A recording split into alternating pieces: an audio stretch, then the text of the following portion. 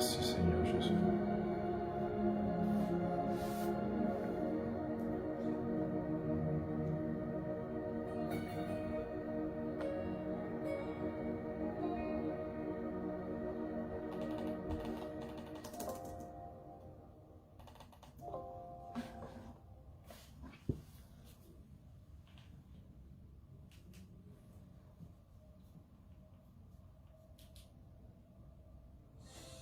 Attends.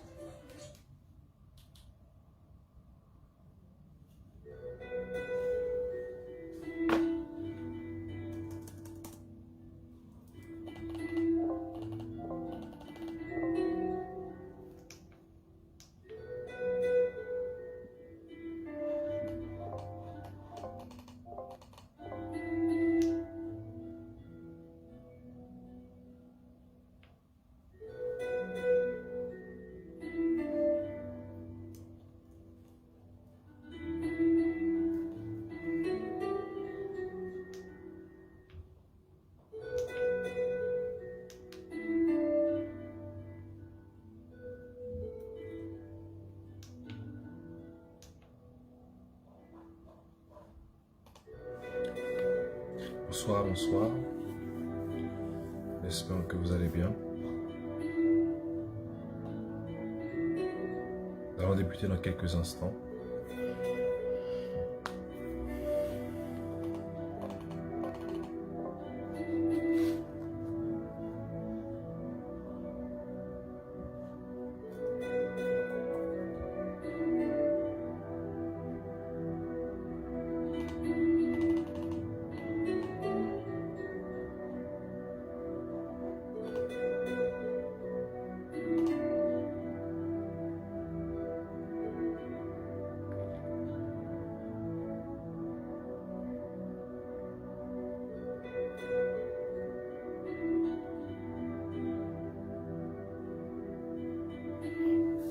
Merci Saint-Esprit de Dieu.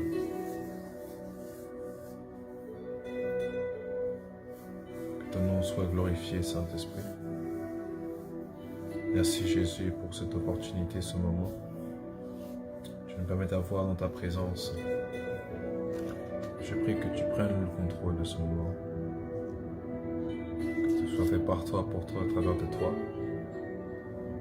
Que ce soit toi seul qui puisse parler, qui puisse nous enseigner. Dans le nom tout-puissant de Jésus. Nous avons besoin de ta sagesse, Saint-Esprit. Nous avons besoin de toi, Saint-Esprit. Nous avons besoin que tu sois là pour nous enseigner. Nous montrer la voie de la vérité. Dans le nom de Jésus. Révolutionne, Père, et ton Église. Repositionne ton Église, Saint-Esprit. Que la crainte de Dieu revienne dans les cœurs. Que la soif de ta parole soit restaurée. Que le désir de te connaître réellement et authentiquement, Père, soit restauré dans les cœurs. Dans le nom tout-puissant de Jésus. Je prie, Seigneur Jésus. Dispose nos cœurs et nos pensées pour recevoir de toi aujourd'hui. Nous te bénissons. Nous t'exaltons. Nous te magnifions.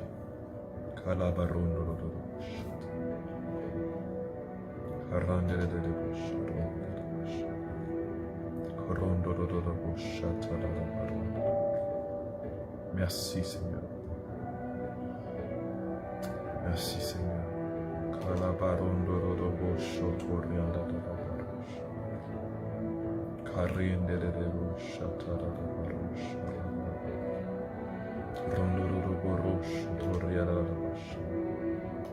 Merci Seigneur.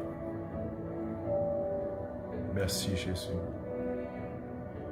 Nous sommes là pour apprendre de toi et grandir. Nous sommes là, Saint-Esprit de Dieu, pour approfondir notre connaissance de qui tu es. Oui Seigneur, nous te remercions, nous te bénissons. Nous t'exaltons, ô Dieu de gloire. Merci Seigneur Jésus. Merci Saint-Esprit de Dieu.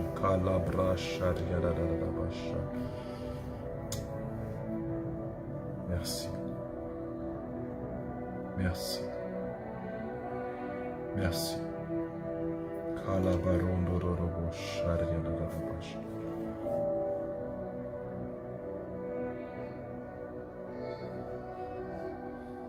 Dans le nom de Jésus.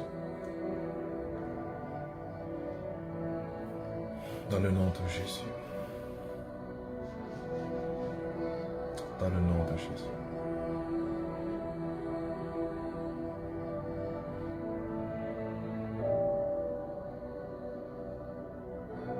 Amen. Amen, amen, amen.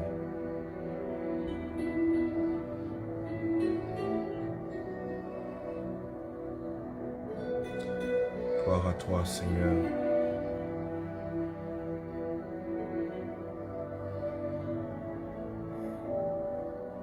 Gloire à toi, Seigneur.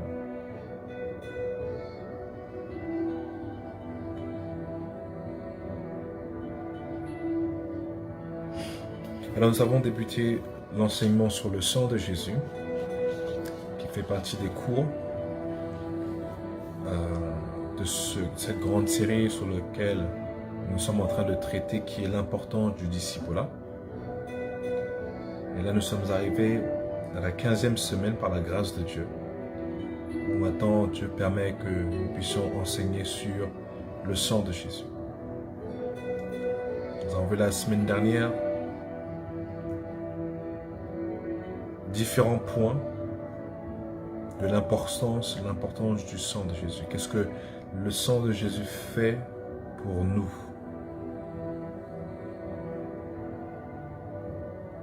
Ce que le sang de Jésus fait pour nous. Il est important de comprendre cela. De l'importance du sang de Jésus. Et nous avons longuement donc discuté ces 2 dernières semaines sur ce sujet, sur son importance, ce qu'elle fait. Mais nous allons désormais voir ensemble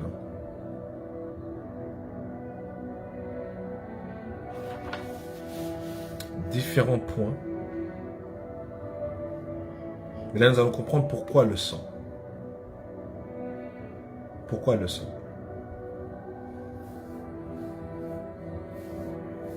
Une chose que vous pouvez noter, pourquoi le sang, c'est parce que la Bible dit que sans effusion de sang, il n'y a point de pardon. Sans effusion de sang, il n'y a point de pardon, la Bible déclare. Je vais vous donner la référence biblique.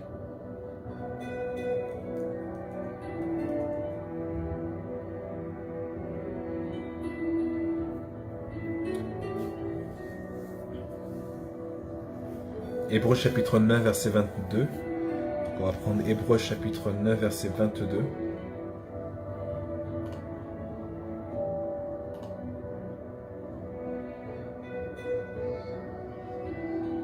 Et je lis pour vous.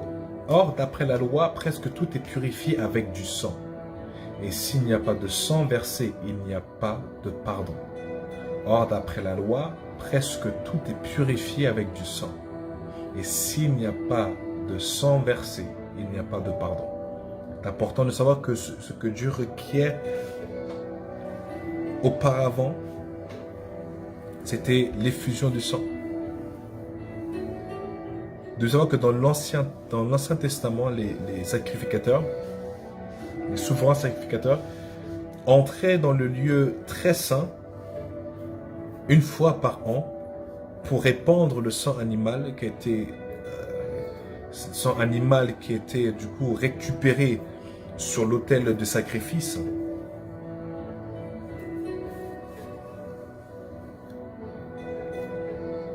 Et ce sang-là devait être répandu devant l'arche de l'alliance, symbole de la présence de Dieu. Parce que Dieu requiert le sang. Et l'animal qui était sacrifié, c'était un animal qui était un peu, on appelle l'animal de substitution.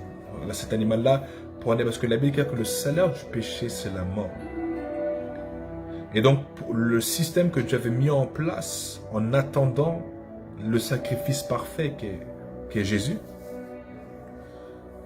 il a donc mis en place ce système-là où le premier sacrifice qui a eu lieu, c'était en Genèse, lorsque l'homme avait chuté. de cas que Dieu avait tué une brebis, retiré du coup la peau de la brebis et a couvert l'homme et la femme avec, afin de couvrir leurs péchés. Donc Dieu requiert l'effusion du sang pour le pardon des péchés. Mais vous devez savoir que dans l'ancien temps, c'était une manière temporaire pour l'atonement, pour la rédemption, pour le pardon, pour l'expiation, pour une nation devant Dieu. Parce que pour qu'il y ait le pardon, il devait constamment venir avec le sacrifice. Les agneaux venaient avec pas mal d'animaux que Dieu demandait pour le pardon des péchés. On va prendre Lévitique chapitre 17, verset 11.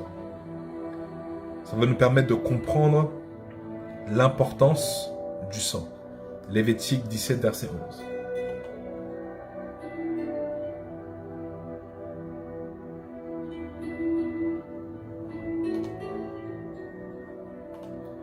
Alors, Lévitique chapitre 17.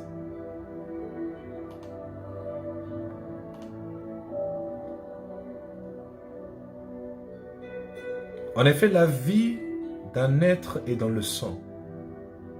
Je vous l'ai donné sur l'autel afin qu'il serve d'expiation pour vos âmes, car c'est par la vie que le sang fait l'expiation.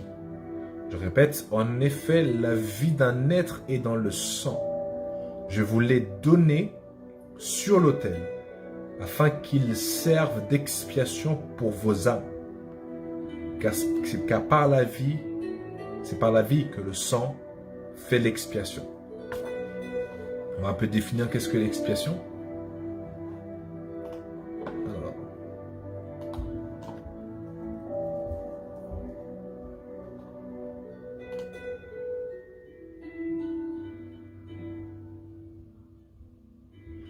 la définition de l'expiation selon le dictionnaire, c'est une souffrance imposée ou une souffrance acceptée à la suite d'une faute et puis considérée comme un remède ou une purification. Je répète, l'expiation c'est une souffrance imposée ou acceptée à la suite d'une faute.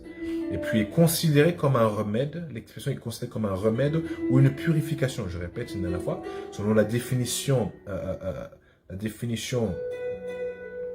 du coup du dictionnaire Robert. L'expiation, c'est une souffrance imposée ou acceptée à la suite d'une faute, et puis elle est considérée comme un remède ou une purification. Donc le remède du péché, c'était le sang. Le remède pour le péché, pour l'humanité du péché, c'était le versement du sang. Et c'est là où ça devient intéressant. Parce que lorsqu'on reprend, je relis à Lévitique chapitre 17, verset 11. Il dit qu'en effet, la vie d'un être est dans le sang. Je vous l'ai donné sur l'autel afin qu'il serve d'expiation. En fait, en gros, la souffrance qui est censée nous être imposée retombe sur l'animal. L'animal, donc ça, c'est l'Ancien Testament. L'Ancien temps, c'est tout se faisait par l'animal qui était offert sur l'autel. Donc, qui prenait notre place et qui était tué ou égorgé à notre place. Parce que le salaire du péché, c'est notre mort. Donc, Dieu avait mis en place ce système de sacrifice temporaire afin justement que sa colère ne puisse pas s'abattre sur nous et que du coup Dieu ne puisse nous frapper. Donc, il a mis ses substituts. Ce système de substitution appelé l'expiation, où c'était l'animal qui prenait notre place. Mais le sang animal était un sang temporaire. C'était un sang fini. C'était un sang qui n'était pas parfait. Donc, ça venait juste couvrir, mais ça n'effaçait pas le péché. C'est important de comprendre. Là, nous sommes dans l'enseignement vraiment, on va dire, élémentaire sur le sang de Jésus. Parce que le sang, il fait pas mal de choses. Mais là, vraiment pour comprendre vraiment la base même du sang de Jésus. Et donc, c'était ce que le Seigneur requiert. Mais il est important de noter 2 points. Le premier point, le sang, les 2 points qu'on peut noter de Lévitique 17, verset 11, c'est que le sang du sacrifice était une provision divine. Parce que c'était Dieu qui avait donné cela. Important de comprendre. Le sang de sacrifice était une provision divine. Dans Lévitique 17, verset 11, là c'était Dieu qui avait mis en place, comme j'ai dit, c'est Dieu qui a mis en place ce système pour le pardon de nos péchés ou que nos péchés soient couverts. Le deuxième point à noter, c'est que l'utilité du sang de sacrifice, l'utilité du sang dans le sacrifice, c'était un acte pour payer un prix. Pour faire l'expiation de ou pour faire la réconciliation.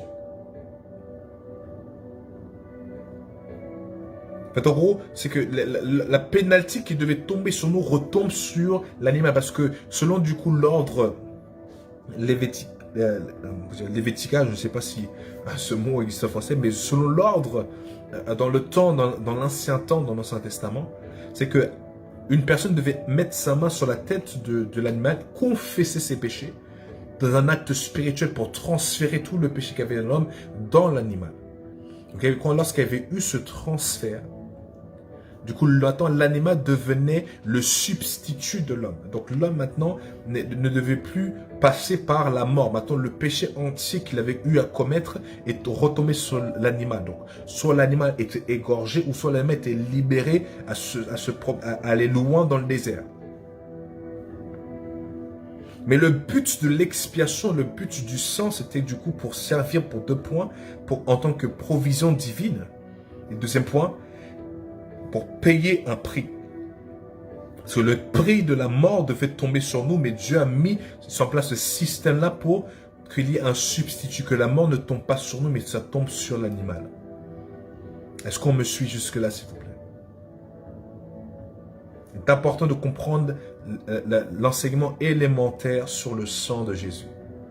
Pourquoi Jésus est venu mourir? Pourquoi Dieu est-il venu sur terre pour verser son sang? Pour que ce soit fait une bonne fois pour toutes. Parce que l'acte de Christ était un acte éternel. La mort de Christ est une mort éternelle. Qui a fait que ça a pu couvrir ceux qui étaient déjà morts, ceux qui vivaient et ceux qui n'étaient pas encore nés. Est-ce qu'on me suit, s'il vous plaît? L'important vraiment de comprendre, c'est d'être simple afin de vraiment comprendre. Afin que nous puissions comprendre. Est-ce qu'on me suit? Il y avait un problème et Dieu avait trouvé la solution qui était le sang. Parce que le système était simple. Le salaire du péché, c'est la mort. Une vie devait mourir. Une vie qui avait péché devait mourir. Une vie qui avait péché devait mourir. Et la Bible déclare que la vie d'un être est dans le sang, selon Lévitique 17, verset 11.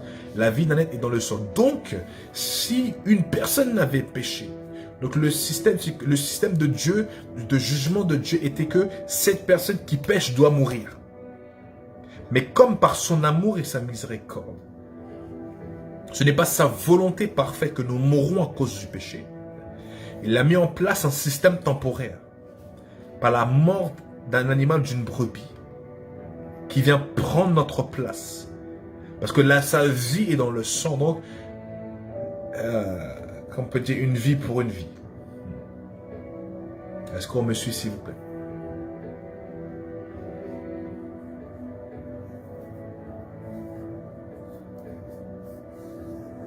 Est-ce qu'on me suit, s'il vous plaît? Donc le sang d'un animal venait prendre notre place. Payer ce prix-là de la mort. Mais par contre, maintenant on va parler maintenant de le sacrifice de l'agneau parfait. L'agneau de Dieu Jésus-Christ. Je lui ai lu dire durant une conférence une fois. À un moment donné, lorsque on voit cela dans Apocalypse, lorsque Jean fut emmené au ciel et qu'il avait vu qu'un des 24 vieillards lui disait: voici le sceau, voici un rouleau qui a 7 sceaux, et nul n'était digne de le prendre et d'en ouvrir le sceau. Et la Bible déclare que Jean commença à pleurer, lamentable, pleurer profondément. Parce qu'il disait, qui sera digne? Parce que dans ce rouleau, il y avait tout le secret, le mystère de l'histoire de l'humanité. Et Jean pleurait, pleurait, pleurait, parce qu'il semblait qu'il n'y avait point d'espoir. Mais l'un des vieillards a dit, ne pleure pas, car voici l'agneau de Dieu immolé. Il est digne désormais d'en ouvrir le sceau.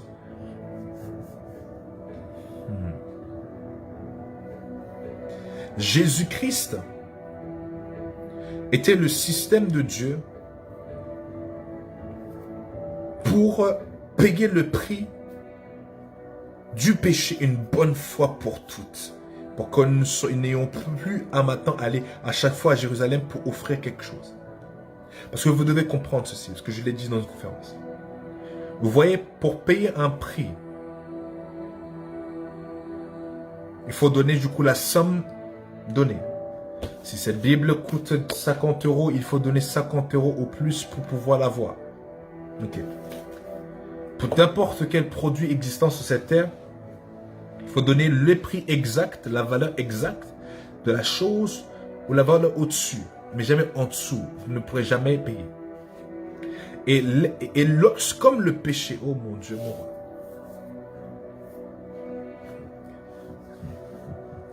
Lorsque l'homme a péché, lorsque Adam a péché et lorsqu'il a commis ce péché, l'acte, comme il était le premier, mon Dieu, mon roi, lorsqu'il représentait la dîme, lorsqu'il représentait le premier de plusieurs, parce que toute l'humanité était ancrée et cachée en Adam, lorsque Adam a péché, comme la Bible dit que tous ont péché, ceux qui n'étaient même pas encore nés ont péché. Donc, parce que, oh mon Dieu, parce que la dîme a été tachée. Les prémices ont été tachées. Et lorsque les prémices sont tachées, tout le reste est taché. C'est un principe spirituel qu'il faut vraiment comprendre. Voilà pourquoi la Bible dit que la dîme, 1/10, est gardée saint à Dieu. Oh Seigneur, c'est saint à l'Éternel. Adam était le premier-né. Le premier-né créé. Oh Seigneur. Adam était le premier des êtres humains.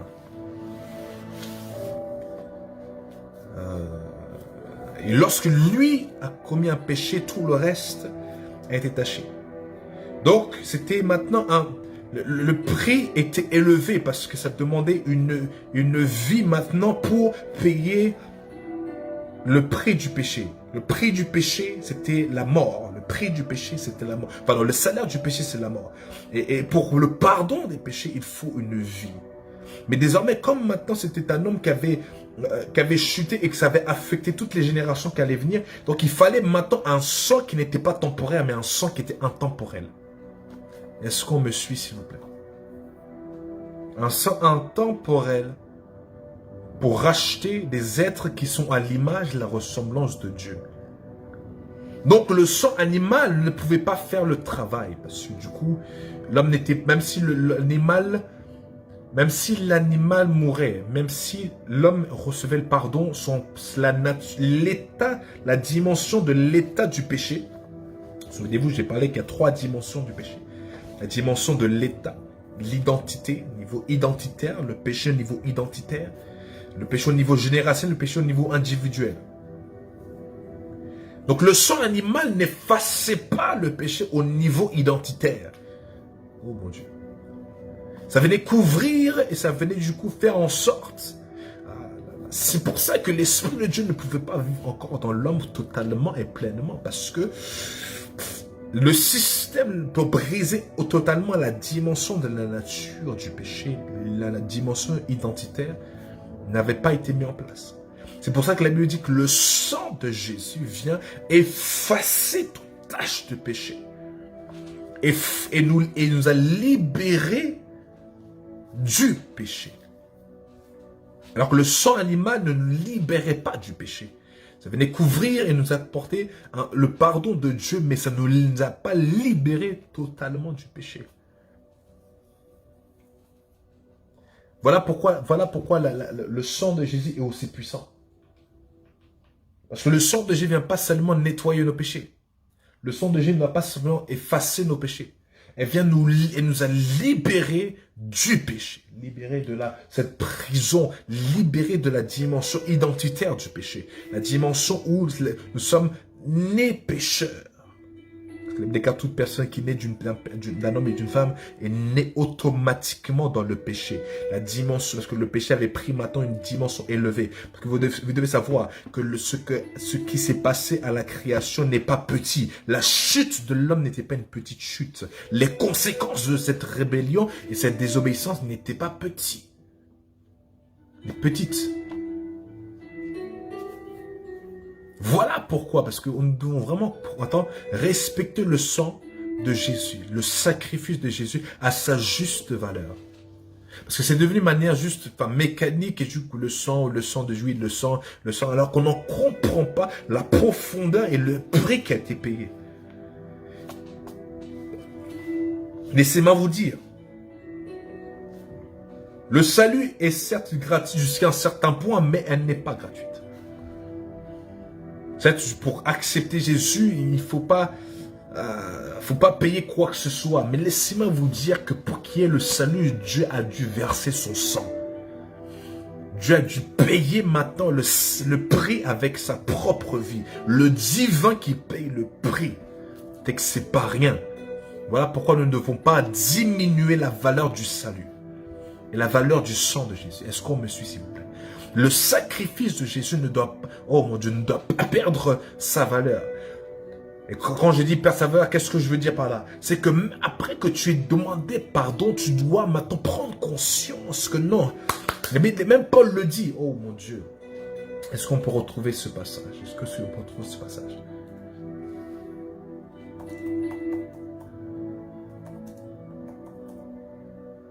Yes. On peut prendre Hébreux chapitre 6, s'il vous plaît.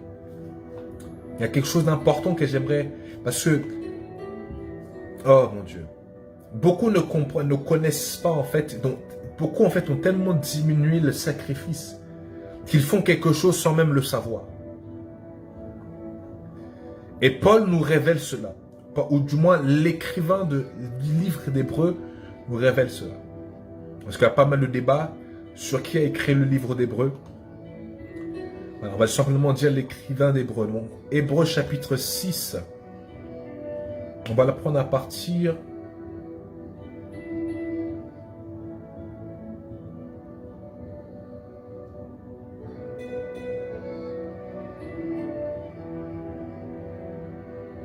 Ok, non, on va plus prendre à partir du verset 4. Hébreux 6, verset 4. En effet, ceux qui ont été une fois éclairés, qui ont goûté au don céleste, voilà pour le danger, il y a un danger énorme dans ce verset, et j'aimerais que nous puissions vraiment prêter attention à ce qui va être dit. En effet, ceux qui ont été une fois éclairés, oh mon Dieu, qui ont goûté au don céleste, qui ont eu part au Saint-Esprit. Les amis, là l'écrivain ne s'adresse pas à des païens. Là, il s'adresse à ceux qui sont dans le Seigneur. Voilà ce qui est dit. Donc, ceux qui sont dans le Seigneur, donc, qu'est-ce qui se passe? Oh mon Dieu. Ceux qui sont dans le Seigneur, donc ça nous révèle déjà, ceux qui sont dans le Seigneur, qu'est-ce qui se passe? On est éclairé, on goûte maintenant au don céleste et on a part au Saint-Esprit. Voici maintenant l'héritage que nous avons en tant qu'enfants de Dieu. Mais maintenant, là, on parle de ceux qui, malgré tout, qu'est-ce qui s'est passé? En effet, ceux qui ont été une fois éclairés, qui ont goûté au don céleste, qui ont eu part au Saint-Esprit, qui ont goûté à la bonne parole de Dieu, ô Seigneur Jésus, et aux puissances du monde à venir. Oh mon Dieu, ça c'est une autre dimension cela, d'accord. Et qui pourtant sont tombés. Il est impossible de les emmener une nouvelle fois à changer d'attitude, puisqu'ils crucifient de nouveau pour eux-mêmes le Fils de Dieu et le déshonorent publiquement. Danger fort à comprendre ici. Il est possible de crucifier Jésus encore. Et là, c'est compliqué. Et là, c'est extrêmement compliqué. Et là, en fait, en gros, on ne parle pas des païens. Les païens, ils ne sont pas en train de crucifier Jésus encore. Non, non, non. C'est entièrement faux. Eux ne crucifient pas. Ils sont dans la dimension du péché niveau identitaire. Donc, eux, ils sont déjà condamnés. La seule issue maintenant, c'est le salut. Mais là, on parle de ceux qui sont déjà dans le Seigneur. Oh, mon Dieu. Ceux qui sont déjà dans le Seigneur. Qui ont été éclairés. Qui ont goûté au don céleste, qui ont eu part au Saint-Esprit, qui ont goûté à la bonne parole de Dieu et aux puissances du monde à venir. Les amis, c'est une dimension, je n'approfondirai pas aujourd'hui. Et qui pourtant sont tombés. Il est impossible. Vous voyez, la Bible dit que les justes tombent cette fois et ils se relèvent. Là, en fait, on parle en fait d'un stade définitif. Ils se plaient dans leur chute. Et qui ne veulent plus se relever.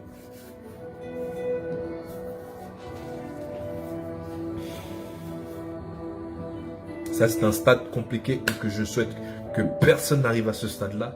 Que tu as goûté le Seigneur, tu as marché avec lui, et malgré tout, tu le renies comme ça. Non, vraiment, je souhaite que personne n'arrive à ce stade. Ah, mon Dieu. Parce que souligner, puisqu'ils crucifient de nouveau pour eux-mêmes le Fils de Dieu et le déshonorent publiquement.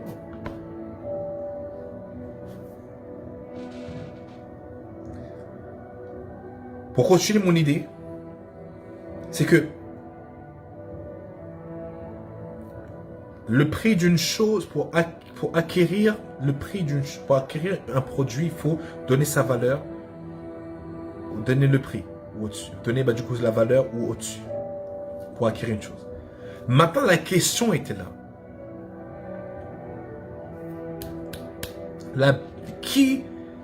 Quel est le prix, oh mon Dieu, quel est le prix à payer pour sauver l'humanité? Il fallait le sang versé. Mais le sang de qui? On a vu que le sang animal ne pouvait libérer totalement l'homme du péché. L'homme de la nature du péché. Donc on règle la liste les animaux parce que du coup ça n'a pas fait le taf. Les hommes sont morts pour d'autres mais ça n'a pas fait le taf non plus. Parce que oh mon Dieu, la dimension du péché, parce que déjà l'homme qui va se sacrifier pour une autre personne, du coup est lui-même dans le péché. Son sang est taché. Donc il est mort spirituellement. Donc seul, oh mon Dieu. Donc c'était pas seulement en fait en gros le rachat, mais aussi redonner la vie. La question, l'homme maintenant, tous les êtres humains après Adam étaient morts spirituellement. Donc quoi pouvait maintenant venir racheter cet être divin créé à l'image, la ressemblance de Dieu, qui au rang un peu en dessous de Dieu, créé à l'image de Christ. Parce que quand on lit bien, on étudie bien, l'homme a été créé à l'image, la ressemblance de Jésus.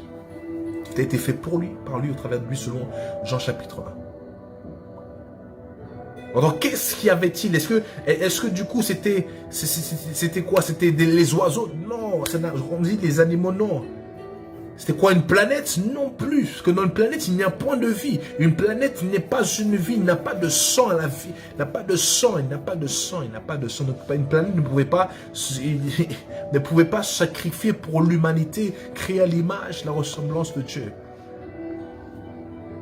Et les anges non plus ne pouvaient justement payer ce prix-là parce que les anges n'étaient pas créés à l'image, la ressemblance de Dieu. Et, ils n'avaient pas ce sang-là. Ce sont des êtres célestes. Donc les anges ont les règles de la liste.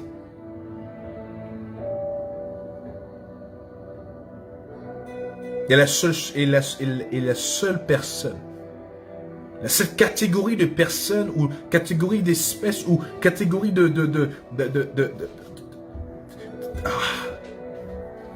ne sais même pas comment le définir, qui pouvait justement racheter l'homme, c'était Dieu lui-même. Dieu lui-même avait la valeur, était oh mon Dieu, parce qu'en lui, il est la vie. Et par son sang, il peut purifier. Et son sang est intemporel. Voilà pourquoi Jésus est appelé le second Adam. Parce que la Bible déclare que par un homme tous sont morts, mais par un autre homme tous sont venus à la vie. C'est pour ça qu'il ne faut pas dévaloriser le sacrifice de Jésus. Il ne faut pas prendre à la légère ce qui s'est passé à la croix, voire même avant même la fondation de ce monde. Voilà pourquoi il ne faut pas jouer avec notre salut. Parce que Dieu a dû investir absolument tout pour notre salut.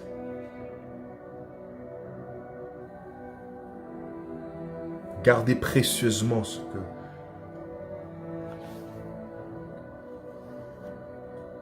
est-ce qu'on me suit, s'il vous plaît?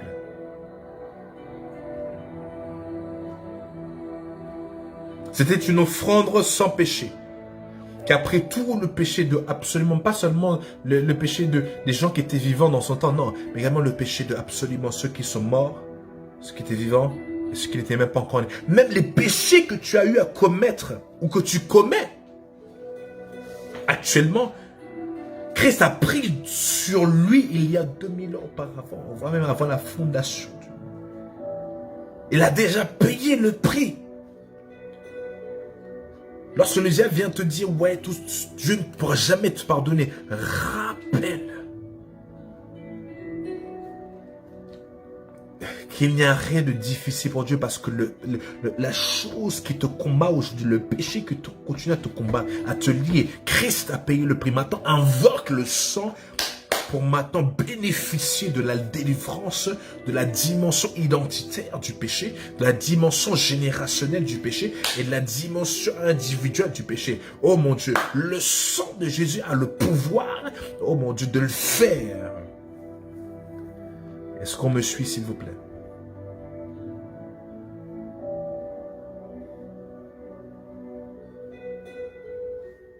Non seulement Jésus a traité le cas du péché, mais il a aussi traité le cas de la mort. Nous qui étions morts spirituellement, il nous a redonné la vie lorsque nous l'avons accepté. Oui, Jésus peut te donner la vie, parce qu'il est la vie. La vie, cette vie que tu mènes, mais qui semble être morte, Christ peut venir maintenant emmener la véritable vie. Parce que tu dois savoir que avant Christ, tu ne vis pas. Tu existes seulement. Tu subis seulement. Tu es simplement sous le contrôle maintenant de cette entité spirituelle ténébreuse qui t'a lié. Cette atmosphère spirituelle démoniaque. Mais quand Christ vient dans la scène, il apporte une vie. Une nouvelle vie. La véritable vie, la lumière de Dieu qui jaillit de l'intérieur à l'extérieur. Jésus vient créer le chapitre 1 de ta vie. Parce que tu commences réellement à vivre le jour où tu as abandonné ta vie. Tu as abandonné maintenant ton être entier à la vie pour que lui vienne vivre en toi. Afin qu'à partir de là, tu vives réellement. Est-ce qu'on me suit, s'il vous plaît?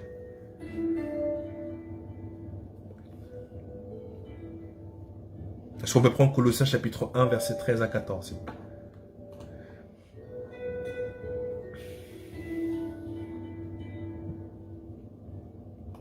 Il est important de maîtriser cette base élémentaire par rapport au sang de Jésus.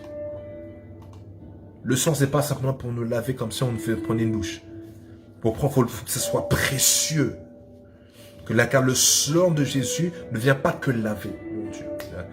Si je ne me trompe pas, c'est dans 1 Pierre 1, chapitre 1, verset 18 à 20. Que le sang vient effacer toute tache de péché, mais vient nous garder purifiés du péché dans toutes ses formes et manifestations. Je viens de maintenant prendre la version amplifiée. Le sang de Jésus ne vient pas que nous laver. Colossiens chapitre 1, verset 13 à 14.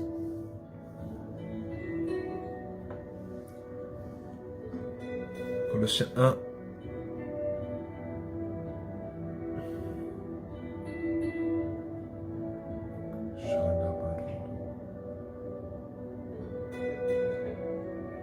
Ok. Je lis la parole de Dieu de la version Louis II. S21 plutôt. Il nous a délivrés de la puissance des ténèbres. Ça, c'est important. Les amis, c'est important qu'on puisse comprendre. Là, je vais prendre vraiment partie par partie pour que ça entre réellement et que ça soit ancré en nous ce que Christ a fait pour nous à la croix. C'est pas seulement nous libérer du péché. C'est pas... Oh mon Dieu, mon roi. Il est venu nous redonner la vie, mais aussi une chose. Parce qu'il y a des personnes qui sont en Christ, mais encore liées. Parce que nous, les amis, pour bénéficier de la rédemption, pour bénéficier d'une véritable conversion, de la nouvelle naissance, il faut croire et prendre conscience de ce que Christ a fait.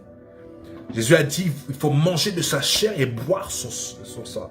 Ce qui veut dire croire en lui en tant que sauveur et croire dans la puissance salvatrice de son sang, capable de libérer. Donc cela nous a donné accès à une délivrance de la puissance des ténèbres. Nous ne sommes plus esclaves du diable. Mais pour que cela, encore une fois, il faut la participation de votre foi, de votre conscience et de votre confession. Parce que si vous pouvez accepter Christ, mais si par la suite, vous ne croyez pas que vous êtes libre et que vous ne déclarez pas, que vous ne prenez pas autorité, vous pouvez continuer, vous pouvez être en Christ, mais lié encore.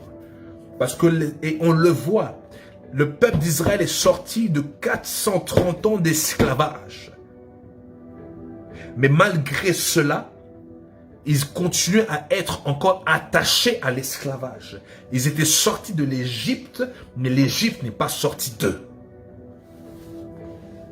Voilà pourquoi, malgré le salut de Dieu, par la préfiguration de Christ, qui est Moïse, oh mon Dieu, qui a été le sauveur d'Israël, malgré cela, voici l'image type pour comprendre le salut. Dieu passe par Moïse comme il est passé par Jésus, oh mon Dieu, pour libérer tout un peuple d'un système d'esclavage, système démoniaque, extrêmement démoniaque, oh mon Dieu, mon roi, et d'esclavage pendant 430 ans. Mais malgré cela, sorti d'Égypte, il continuait à préférer de retourner en Égypte. Il pensait qu'il se disait que en Égypte c'était mieux, parce que dans ces déserts-là on va mourir. Donc en Égypte c'était mieux. Oh Seigneur. Des personnes qui ont prié, qui ont crié. Parce que la Bible déclare, quand Moïse est face au puissant, Dieu dit, j'ai entendu le cri et les pleurs de mon peuple. Voilà pourquoi je suis descendu pour le libérer. Donc ce peuple-là a pleuré, a imploré Dieu pour le salut. Et maintenant qu'ils sont dans le salut, ils pleurent et maintenant ils veulent retourner dans l'esclavage. C'est absurde, n'est-ce pas? Mais c'est une image de ce qui se passe dans notre temps. Oui, parce que Dieu a sauvé les personnes des ténèbres, comme la Bible dit, oh, la puissance des ténèbres du péché de la mort.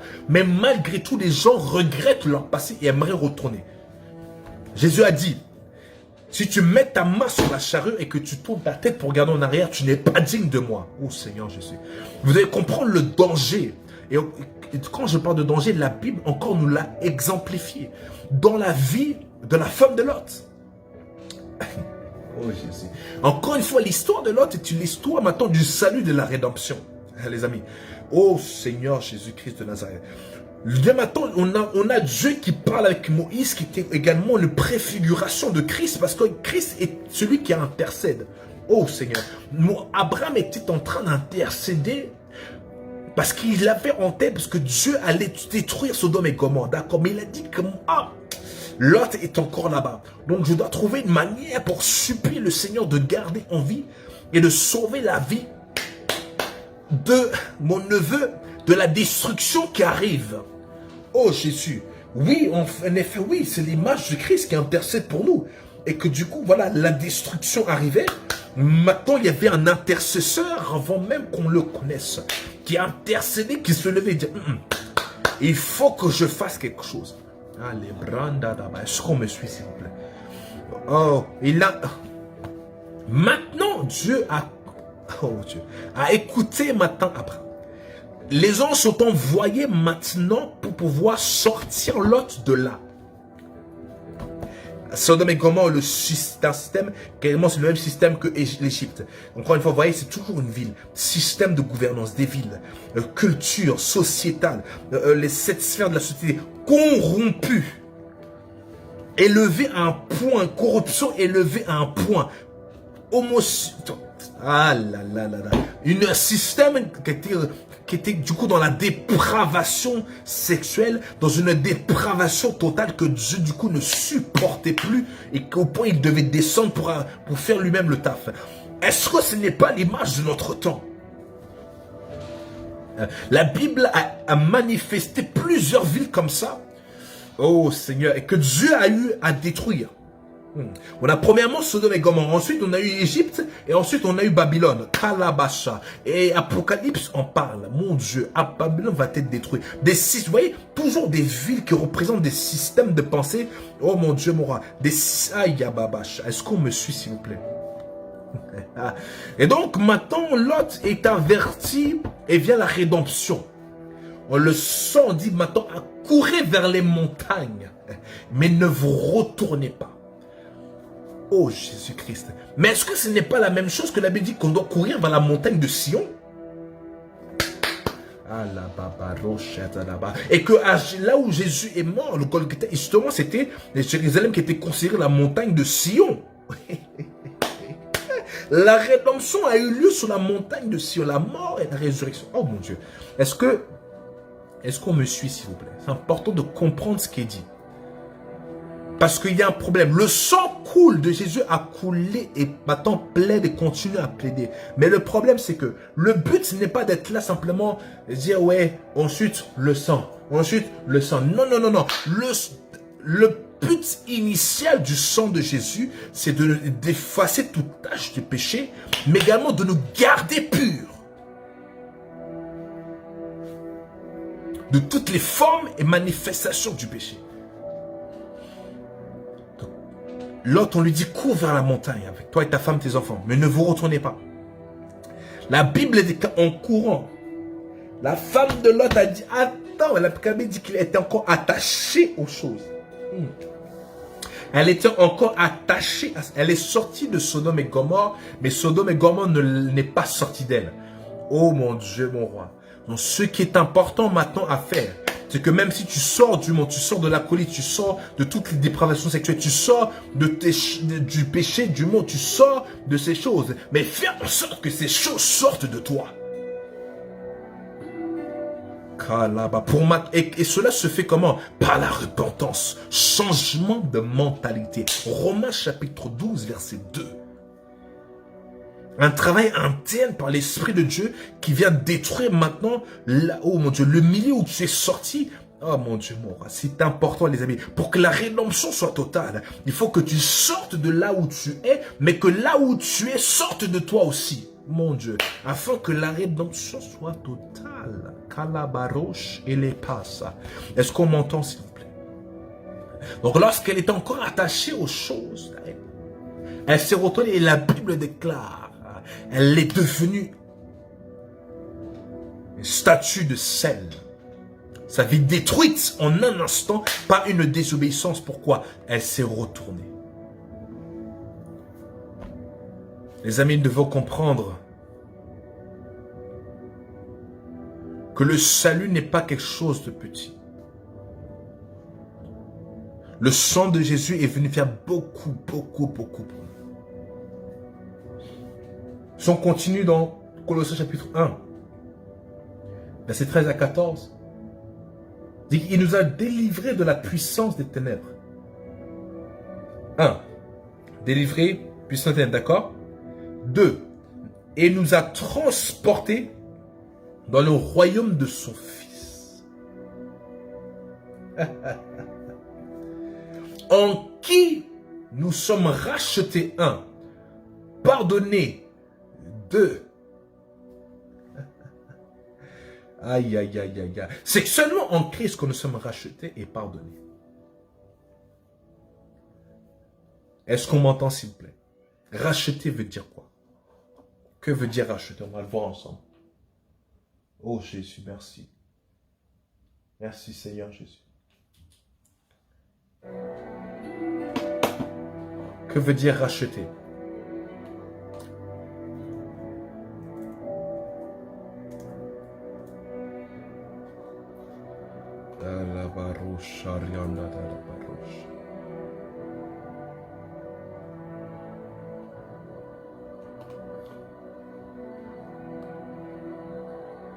Voilà, il y a plusieurs, donc on va voir maintenant ensemble. Ok. Le mot rachat, donc selon le livre le dictionnaire Larousse, c'est l'action de racheter quelque chose, d'acheter de nouveau. Ça on comprend. Synonyme remboursement. Okay. De manière littéraire, c'est l'action de faire libérer un prisonnier contre un contre-paiement d'une rançon. Est-ce qu'on me suit? Suivez-moi s'il vous plaît. La deuxième définition, la définition littéraire, c'est l'action de faire libérer un prisonnier contre paiement d'une rançon. D'accord? Troisième définition, action de se racheter ou de racheter une faute du point de vue moral. Synonyme rédemption, salut. Ok? Quatrième définition, acquisition par une société des actions constitutives de son propre capital social ou des obligations qu'elle a émises. Ok? Cinquième définition, opération par laquelle un soldat obtenait à prix d'argent sa libération du service militaire ou un conscrit son exemption du dit service. Okay. Sixième définition, extinction d'une obligation au moyen d'une indemnité. Vous voyez les amis, dans toutes ces choses, ce qui va être intéressant, c'est quoi? C'est action de racheter quelque chose ou d'acheter de nouveau. De nouveau. Rachat. Rachat. Acheter de nouveau. De nouveau. De nouveau. Ok. Lorsque l'homme a chuté, on a changé de propriétaire. Nous n'appartenions plus à Dieu, mais au diable maintenant. Parce que la Bible déclare, la chose que vous obéissez, c'est cette chose-là qui est votre maître. Donc lorsque maintenant vous obéissez au péché, le péché devient votre maître. Donc lorsque l'homme a chuté, on a changé de propriétaire. Donc maintenant, et qu'on a changé de seigneur. Parce qu'un seigneur, c'est un propriétaire. Donc qu'est-ce qui s'est passé? Il est venu. Donc maintenant, Jésus, le Seigneur Jésus est venu racheter sa propriété qui lui est due. Est-ce qu'on me comprend? Tout ça pour dire, il ne faut absolument pas qu'on néglige ce que la mort, le sang de Jésus est venu faire et continue de faire pour nous aujourd'hui. Le sacrifice, le salut, la rédemption, toutes ces choses ne doivent pas être prises à la légère. Mais ils doivent constamment être là à bénir le Seigneur. Nous dire merci Seigneur pour le sang que tu as versé, pour nous purifier, nous libérer de la puissance des ténèbres, nous libérer de la puissance du péché, de la mort, nous libérer du péché de toutes ses formes. Et que là maintenant tu pries, tu invoques le sang pour briser toutes les alliances, briser toute puissance des ténèbres. Est-ce qu'on me suit s'il vous plaît?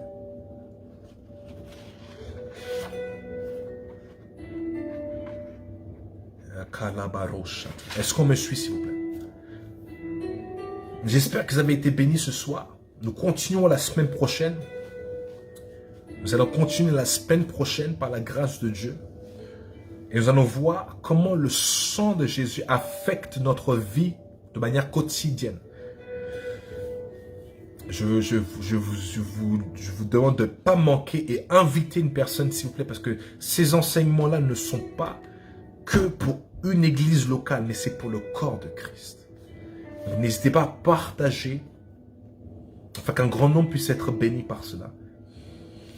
Et n'oubliez pas que nous avons culte ce vendredi à 19h30 à la Briche. Venez pour que nous puissions prier. Il est important que nous puissions maintenant, en tant que membres de l'église, respecter maintenant les différents rendez-vous. En tout cas, pour ceux qui le peuvent, bien sûr. Qu'on ne peut pas se dire membre et qu'on se permette de... Laisse terminer la phrase. Donc, en tout cas, que le Seigneur vous bénisse ce soir. Que le Seigneur vous garde. Et on se donne rendez-vous vendredi. Par la grâce de Dieu. Bonne soirée à vous.